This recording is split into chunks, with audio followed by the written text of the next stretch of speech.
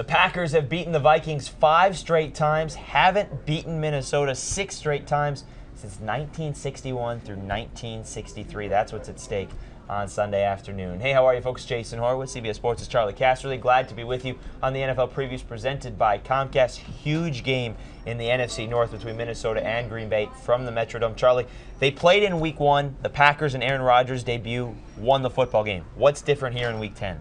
Well, I think from the Minnesota point of view is the quarterback position in the passing game. Hey, with Gus Frerotte in the game, they got a passing attack. They didn't have it the first time around. However, I think on the other side, defensively, Minnesota's got a problem. Jared Allen's not going to play. They've already lost E.J. Henderson. That's their run defense, part of it, but it's also the pass rush. Allen was a guy that gave him a chance on a pass rush. So having said that, when you look at Green Bay's offensive line, last week they were able to run the football a little bit against Tennessee. Ryan Grant, he averaged more than 4 yards a carry. Can they do that against Minnesota? No, I think they'll still struggle to run the ball because the two defensive tackles, Kevin Williams and Pat Williams, those to me are the primary reasons why the Vikings are second in the league in run defense. And you can see there both of them have about equal production on tackles and assists. So they're going to set the inside and they're going to control the line of scrimmage, and that's going to limit Green Bay's running attack. Well, the other part to this was something that you mentioned for Gus Frerotte being a different factor.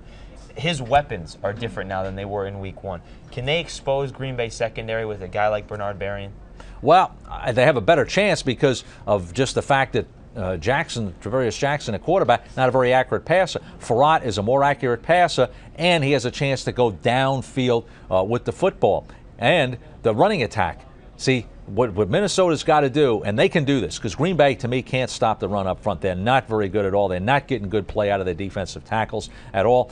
They can run the football, and that's what they've got to do, is set up the pass. Run the ball and set up the pass. The Packer corners, Al Harris is back, Woodson's there. Okay, they're pretty good corners, so they're not going to get a lot of shots in the passing game, but Frerotte gives them a chance much better than Jackson did. So you like Minnesota's weapons better than you like Green Bay's weapons in this game?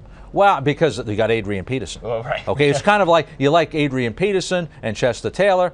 Okay, they're outstanding, but you like those the Green Bay depth at receiver. So it kind of balances itself off. Let's take a look at the NFC North standings just to show you how close it is. Let's throw Detroit out of this here for a sec, because obviously they're 0-8. But when you look at the Bears, they're 5-3, and you see the Packers and Vikings both at 4-4. But Green Bay and Chicago have not lost division games yet. So this game is, I think, a lot bigger for Minnesota than it is for Green Bay. Absolutely, because you cannot have 3 division losses. 2 division losses almost put you out of it anyway. 3 absolutely would kill you in this situation. All right, let's throw all the numbers into the computer, folks, and get the AccuScore prediction. 10,000 tests, 10,000 results. See what the computer likes in this one. And hey, they like the Packers on the road. Both teams are 4-4, but the computer likes the Packers to go in and win. Charlie, you said you liked Adrian Peterson and Gus Frerotte. Do you like them to win?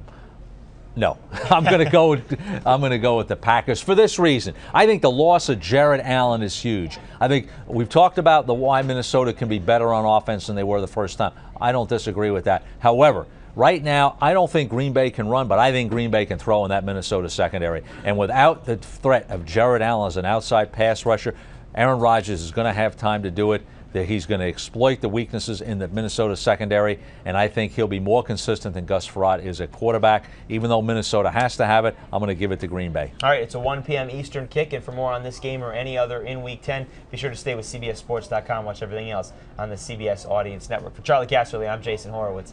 Take care, folks.